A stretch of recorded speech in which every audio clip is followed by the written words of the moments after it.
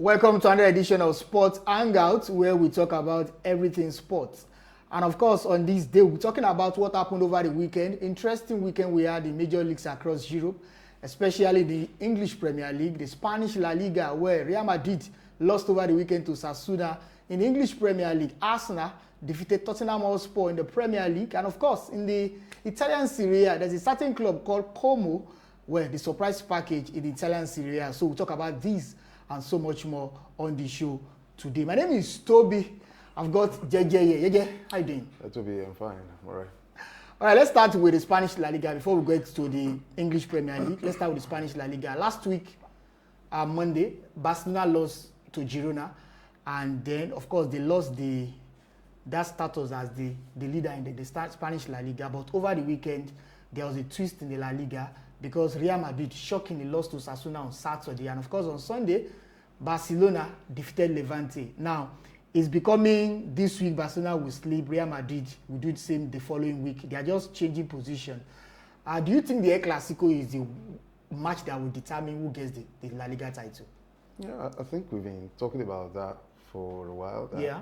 The El Clasico is going to be a huge decider. Even if the point does increase... It's just 1 point, by the way. Even if the point does increase between Barcelona and Real Madrid, it's going to be...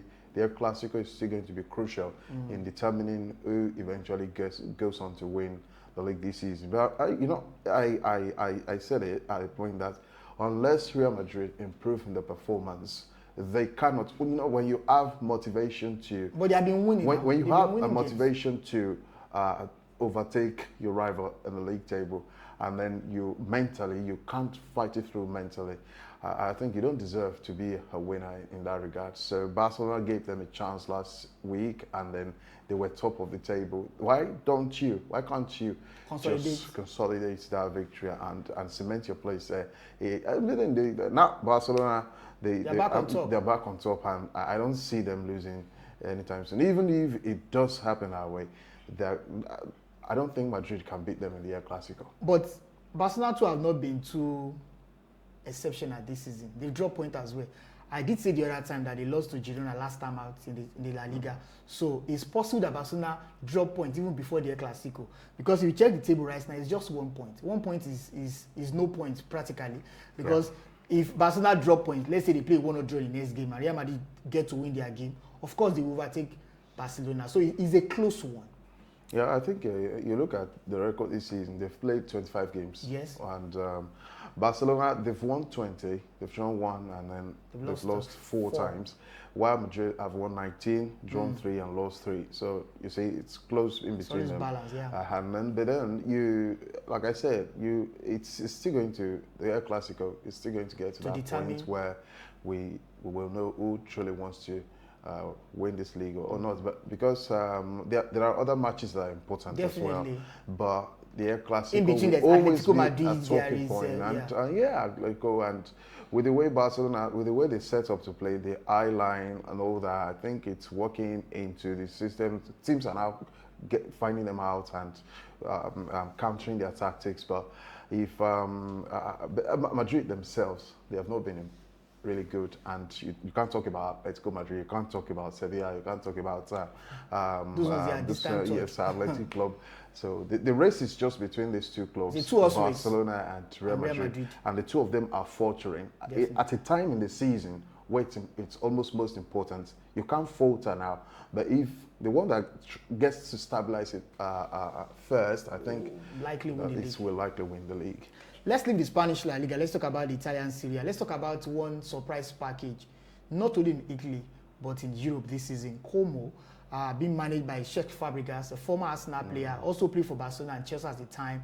Now, if you check the Italian Serie A team, they are 6th right now. Como is a small club, by the way, and they have a few big players, but they are 6th on the Serie A table. Interestingly, this weekend, they went away to Juventus, and they won that game by 2-0. What is Cesc Fabregas doing with Como? I mean, Como is a small club. Fabregas is not also a big manager, really, but he's doing wonders with Como. Okay, so let me ask you this. You talk about a team like Palmeiras. Yeah. And would you say they're a small club? Palermo, Palermo in Italy. Would you say they're a small club? When last did you hear of Palermo? When last did you hear of Sampdoria? Sampdoria, these are not small clubs. These are clubs that have existed for so long. They have history. But when we talk about this is the point I'm getting to now. This is the record. point I'm getting to now. Yeah. Palermo, Sampdoria, they're no longer in the top league. In fact, there's some in between the second and third division. Yeah. So I think that's what happened with Como. At the time where Como were they're a club with history. Yeah. The size is huge, but the mentality small club is because they just got promoted after so many years away from top flight. In fact, the 21st century generation, our generation, none of us can say we've heard of Como until I think last season when they got promoted. And of course, Fabregas has given credence to that team as well, because a player of that pedigree becoming their manager is sport traction to the team. They're beating Juventus away from home. And yes, they have been impressive, honestly. And why have they been impressive? They're not a team that sits back and tries to counter. No, they attack you. They're a team that attack, and they're not just attacking without. They have a blend of defensive work as well. You know, it's like there's this thing with Spanish managers, and of course, Pep Fabregas. He played under Pep Guardiola. He played also under Arsene Wenger. You know, on these two managers, they had their style of play, and quite similar style of play. You know, the possessive brand. Only that Guardiola made it more expansive with counter. So that's what Fabregas has implemented. Como, you don't just waste ball by throwing the balls away around. No, the ball remains more on the ground than in the air, and it's strange because they are playing beautiful football in Italy. Oh, exactly. Italians are not known to play tiki-taka kind of football. They don't. But Fabregas is a Spaniard. Yes, so he understands the way to play in that way. So when teams set up to play, and it shows a lot about. I mean, that small club, people just tag them out. It says a lot. You know, a lot of teams, when they play against them, they sit back to force a draw, especially if they're playing at home to Como. So they try to play for a draw. Yeah. And they try to be conservative. They try to be conservative. And that's quite immense. If you look at it in that, you know, they've won 12 games this season. Wow, that's incredible. They've drawn 9. That's incredible. I mean, that's emphasizing the point that the teams sit back against them now, trying to just get a point. A point to them is like 3 points. Low block. And then you're just looking at for a team that people say it's a small club. They've lost 5, and that's understandable. Yeah. Sometimes the quality of other teams, some big teams they can could be. Play In fact, they are just like the Liverpool of England. I'm not saying in quality, in style of play. I mean, they are 5th on the league table. And they're 6th, the same point as Liverpool, the same position as Liverpool. I think that says something quite. They have 45 points already this season, and in fact, they're just a point behind Juventus. So if they've set a brand, they've set a style, and they're just modeling. And they didn't just get players for getting sake. Look at Nicolas Paz. Now I've seen that guy I think a couple of times, and it's really been tremendous. He's so fearless. He just wants to keep going into and they're not a team that keep passing the ball to the back. You know, all these boring passes. No. Yeah. They are so dynamic when you watch them play, and it's interesting because it always gives you an edge, especially when you knock your teams down. And they've been really, really impressive. So the result against Juventus is no fluke. You know what it did against Atlanta, then you will know that even AC Milan, you know, this team, they are really, really incredible. All right, let's move to the best league in the world. That's, some people will argue, but it's the best league in the world in terms of the publicity, course, in terms of quality, the money, everything, the graphics, quality as well. Just a lot. And that's the English Premier League. We had interesting matches over the weekend. Yeah. But let's talk about the biggest game that happened on Sunday, the North London Derby. Arsenal went to, the new Tottenham Hotspur Stadium. They needed to respond after that 2-2 disappointing to draw away to Wolverhampton Wanderers at the Molineux, and they were able to do that in a fantastic fashion. 4-1 away from home. Eberechi Eze got 2 goals, and of course Victor Gyökeres got the other 2 goals for Arsenal. Now I want to ask you, JJ, after that 2-2 disappointing draw with Wolverhampton Wanderers, so many Arsenal fans came and said, they might have bottled the league, but what a performance against Tottenham Hotspur over the weekend. Yes, it's not just a fantastic performance. It's a great response. Yeah. And a great response from the players with regards to the pressure that's coming off the media. No, I've said it I before. don't think the media have not been fair on us. They've been. It's not just they've about. been very it's hard on it's us not just now. about. Maybe because they are top of It's the not league. just about conventional media now. It's also about social media. Yeah. Now, even worse is coming from Arsenal fans. You know, I said it that if Arsenal were to win the league this season, they must do two things: shut everything. They've got to shut their mind off what's coming from the media, both conventional media and, of course, the social media. They will get bashed if they do. And you know, getting a draw at the community stadium and then going to Wolves and picking a draw as After well. leading by 2 goals that to can nothing dampen. And you, I mean, if how can you lose 2 points to a team if like despondency Wolverhampton is Wanderers? creeping in Arsenal fans, you can't blame them. It's the memory of what's happened in the past, and they're thinking, PTSD is kind it going to be the same this year? Are we going to bottle it again this year? They've been bottlers repeatedly for the past 3 seasons and so.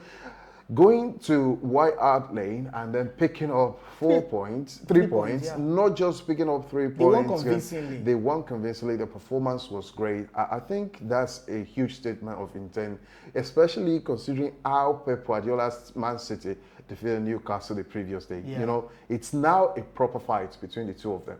Now we can sit back. Of course, the 2 or 3. Aston Villa, out of now neutrals can sit back and enjoy the best of the title race that we've seen in a while now. So it's going to race down to something. And you know, City they do have a game in hand. So, against Crystal if Palace. they do win that, the point comes back to 2. 2. I think that's when the mentality will now set proper, and you know whether truly Arsenal they can truly go a long way in the league. All right. I mean, the games for Arsenal are coming very fast and thick, and they are tough games, right? Really. Arsenal will play against Chelsea at the Emirates Stadium next Sunday, and then they play Brighton away from home after.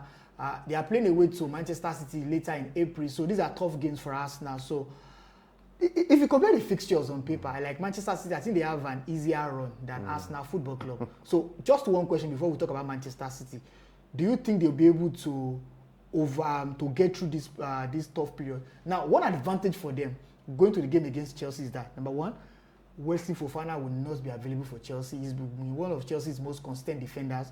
Marco Cuella is also out injured. He's out for 4 weeks, so Chelsea will need to reshuffle that back line to face Arsenal at the Emirates Stadium. So do you think Arsenal can get through this tough period unscattered?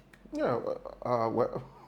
Unscattered is relative, right? It's relative, but you know, I've been emphasizing especially about the next couple of games Arsenal go regarding Chelsea. Chelsea, they're the team I really fear for Arsenal. I think they can, because they've lost twice already. They can see. By the way, Chelsea, they have this history of playing the role of spoilers. They've done that twice. Let me tell you. In 2015, I mean 2013.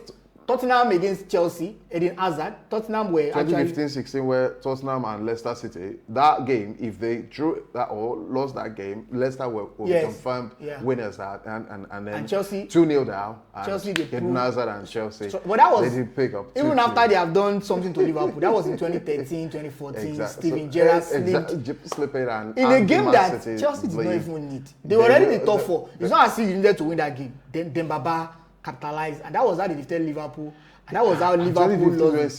They were poor, very poor. So Chelsea, they have history of playing the role of spoiler. So Arsenal must be very careful. It's a game that Arsenal fans. You know, I said something about Tottenham, the Tottenham game. I said I didn't see Tottenham as some team that of course has in trouble, because it seems that Arsenal, they've been, you know, Arsenal have this thing against Spurs, that anytime they're playing Spurs, it's like they're playing someone they just feel confident they have beaten even before playing the game. And you see, that was what happened yesterday. It was just quite comfortable for them in the end. But Chelsea against Arsenal is really going to be tough. And I really feel for Arsenal, because if they do go and lose against Chelsea and Man City do it, that's going to go down to 2 points, with City having a game in hand. Win, that's 1 point above Arsenal, and then going to a Etihad, which is going to be really massive. Arsenal, if Man City do have a point lead before going to a Etihad, Arsenal can go there and try to sit back. They'll try to go there and at win. least pick up a point or win, and that could play very much into Saint's hands. So, and when we're talking about Chelsea, we're not looking at Brighton. We're not looking at Brighton, especially that Arsenal are going away to Brighton. Yeah. And By the way, Arsenal have beaten Brighton twice already this season, both at the Emirates Stadium. But this is the first time they are playing. Now look at the record when they go to the Amex Stadium. That's when you begin tough, it becomes wary there. So for Arsenal, I think you see what Arsenal need to do right now. They need to. It's just the mentality, focus, and determination. They can't afford to let what's coming from outside come and derail them inside. If they do set, I think it's going to be, but for someone who's going to be champion, for a team aspiring to be the champion, it's always difficult for them. Yeah. Because the pressure of you want to win the league and the pressure that's coming from. So when you are playing under pressure, you can't afford to make some decisions quick. Like if you are playing off pressure. And yes, that's what's happening to Arsenal right now. And great teams that have won the league in previous years, they've always managed the pressure, and that's where the strength of mentality is. All right. We'll talk about the world champions in a bit. They call themselves the world champions. But let's talk about Tottenham Hotspur. See, somehow you just like you like throwing stones. It's always difficult to say you're a world champion and you cannot win games. You like throwing stones at these people. Let's talk about and some of them are here, and then you just like throwing stones at them. It doesn't matter. Tottenham Hotspur. I really feel for Tottenham. World champion. See, they have a new manager now, Gutudo, and I remember in his pre-match press conference on Friday, he did say, well, he has come to Tottenham to save them. Will they not be relegated? Now, if you check the Premier League log right now, they are just 3 points above relegation places. Exactly. And see, if they continue losing like this, I can't remember the last time they won a game in the Premier League, Tottenham Hotspur. Do you think that they will survive relegation? Because teams like West Ham, Nottingham Forest, forget about Burnley and Wolverhampton, those two teams will be relegated. But for West Ham, for Nottingham Forest, these are teams that both Tottenham Hotspur. They're also picking wins. They are getting draws in and here. Do you think that Tottenham will be relegated? They won the Europa League last season, by the way. You see, Tottenham, I think he got to after the game against Arsenal. Yesterday, he said Arsenal are the best team in the world. And, I saw something on the field, and it was quite baffling. It's concerning, really. He was addressing his players, and they were quite lackadaisical. They were reluctant to instructions. He was giving them instructions to move higher the pitch, especially the defender, even the captain of the team, Mickey Van der Veer. And, the guy was just looking at his manager. Because the new manager. He continued to do what he wanted. The manager was screaming at you to move up the pitch. Maybe because and you stood back. And the same happened with others in the back line. That's not passing a good message. And then the manager came out to say he had good players with bad habits. A new manager coming to say that.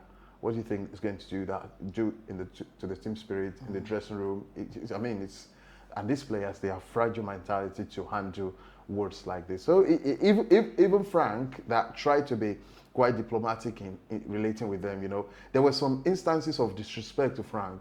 Yet he just tried to, cover it, paint it, and sell something out to the world, which is not what is happening. I do. Well, it will be a massive thing for a team like Tottenham to get relegated. But you said West Ham United, you said Nottingham Forest. These teams they're like going through a resurgence right now, especially West Ham United. And the point gap between West Ham now and Tottenham is just about 4 points. And West Ham don't seem to be losing. Yeah. Tottenham don't seem to be winning. So I think that says a lot about who has, even though West Ham are in the 18th position, looking to relegate, but they seem to be winning more than Tottenham seem to be. And if it does continue like that, just 2 games now, they can overtake Tottenham, and then by the end of the season, I think getting relegated is going to be good for a team like Manchester United. We can go there and just pick 1 or 2 players and. World champions, they are lacking at the back, so maybe they can get Mickey Van der Veer, who will also go, and Rosinio or Postinio, or what do we call it? But I think it will be massive for Tottenham to get relegated. But if they continue like this, it will be relegated. It won't be a surprise if come the end of the season they get relegated. All right, let's talk about another team that is struggling. They are not going to be relegated, but we are not sure if they will make the top one. That's Chelsea. Now, I look at Chelsea's record at home this season. Abysmal, poor. By the way, Chelsea have had they've received 6 red cards this season. Yeah. That's the same number of home wins they've recorded in the Premier League this season. Can you imagine? 6 home wins, 6 red cards. I mean, that's. But at home, this season they've lost at home to Brighton, they've lost to Sunderland, they've lost to Aston Villa, they've lost points at home to Leeds United. That's even Leeds and Burnley. At least an interesting start, JJ. That's of all the 3 teams that got promoted to the Premier League, Chelsea have not managed to beat 1 at Stamford Bridge. They lost to Sunderland. They drew to Leeds United, and then they drew to Burnley as well. What champions that cannot beat? In fact, Leeds beat them at Elland Road, and then drew at Stamford Bridge. So JJ, educate me if I don't know. What is the sense of being a world champion when you cannot dominate your area of concentration, which is the Premier League? I think they are satirical world champions. No, they say they are world champions. Of course, they are world champions. Satirical in the sense that it shows a lot about the credibility of the World Cup trophy. They went to participate. Because they defeated PSG now. They can understand that. Yeah. Sometimes the delusion of that can play into your head, and then you try to think you are better than you actually are. You know, Chelsea, they are an enigma of a team, and you don't know what you're getting now. And I think the reality is dawning on Liam Rossinier what type of team is managing. And I'm pretty sure when he's getting the job, it would have been part of the clause top 4. That's the barest minimum. Outside top 4 or qualifying for the Champions League, if he does manage to lose out on that, it's going to be on him. Now I think he's realized that players like Garnacho, they're now sitting on the bench because he's seen no contributions from them. And when you're an attacker, you're neither scoring nor tracking back to defend, nor assisting. What's here? You're just running along like a headless chicken. You're just going to be out of the team. But you're just talking about the 6 red cards they've got this season. Apart from Tottenham, we've got 68 yellow cards. Chelsea have 66. Wow, that's a lot. And out of the 66 yellow cards, I think Moisa Caicedo, he has 8 to himself, to his name. 8 regular customer. And it's one of those Chelsea teams, players who've got the most red cards as well. So you understand the number of games he would have served punishment for. And it's something about discipline, and it's something about cohesion. Sometimes it seems, if you notice Chelsea, especially at home this season, when they are winning to the second half, to consolidate the win, to hold on to the lead, I think that's becoming a major challenge, major issue now for them. And the defense is porous. The defense is porous. I don't think they know what to do at certain stages of the game to game management of the manager sometimes. Yeah. And if you're looking at game management, because if you're leading by 2 goals, I mean, and then you know how to exactly keep things tight. People will try to put that blame on the manager. Why there are players in this team, of course. They say they are world champions. There are players that were part of the team that won the World Cup, World Club Cup, and these players should have this mentality already on how to, at least get the basics done right. And then they're not getting the basics done. How do you? I know there was one point I think in the second half, Malagosto, just a simple pass in the box, and that would have been a goal. And it was trying. How could you try a no-look pass in the box 18? To a player you're not even seeing, and he got a frustrating reaction from most Chelsea teammates. So I think that says a lot about what we're experiencing with that team right now. And with the way things are going, Liverpool, the past couple of games now, they've been tremendous. In fact, 5 games now, they've won 3 games. And Chelsea, they've drawn their last 2 games now, which is quite concerning if they continue in that trajectory. Manchester United win today, and Chelsea are slipping down the pecking order. So, I mean, it doesn't get easier for Chelsea, just like I said the other time. It doesn't. They're going to Arsenal. They are going to Arsenal. And then if you check the Premier League log right now, Man City, because Liverpool won, Liverpool. Because that top 4 is crowded already. It's crowded. Arsenal, Manchester City, Aston Villa are not going to leave that. Yes, top and then they could leave the third, but they will qualify. Definitely. For the so they will. That means we are left with 1 or 2 spots. 2 spots depending on performance of English teams in the Champions League. So, by the way, Manchester City won their game over the weekend. That was on Saturday. Yeah. Kind of put pressure on Arsenal. Yeah, It was a difficult win for them. It was a difficult win. But they did what they had to do. You know, that game exposed Man City's weakness. There was particular weakness about them that game, and that's the set piece. They found it difficult defending set pieces, and in fact they could have drawn if Dan Burns Newcastle scored a second goal. Yeah, Dan Burn he scored a header from the set piece, and it was ruled out for an offside. So, and then they went on to win from there. But then you see the thing about Man City, especially Pep Guardiola and Arteta, is this: look at Lewis Scully, for instance, and look at Matt O'Reilly of Manchester City. These two players happen to break into the team almost at the same time. Now look at Lewis Scully. He's almost not developed more than what we used to know about him. Because Arsenal went for Calafiori. Now what happened with Matt O'Reilly? He was brought from the midfield, sent to left back. He played left back for a while, and now he's been brought like almost to an attacking midfielder now. So the ability of Pep Guardiola to demand from his players, I think, is shown now. And I don't think Arteta can really do that, especially to youngsters. And Pep Guardiola has been developing this young couple of players now. Phil Foden, and look at Phil Foden now. It's really tremendous. A superpower when you talk about England international. So we eventually, that sort of thing, you know, these things you might take us little things. It may eventually cost you what will be the reason for either Man City or Arsenal being the champion come the end of season. All right, so let's get your reactions. Let's get your thoughts on what we have discussed: the Spanish La Liga, the Italian Serie A, and of course the English Premier League. Arsenal fans are really excited. Of course, after that disappointing 2-2 draw away to Wolverhampton Wanderers, they were able to win in the North London Derby on Sunday. Their next game in the Premier League is an home tie at the Emirates Stadium against Chelsea. Until next time that we are going to meet you, I remain Toby. I'm JJ. Please don't forget to subscribe, which is free, and hit the notification bell. Thank you.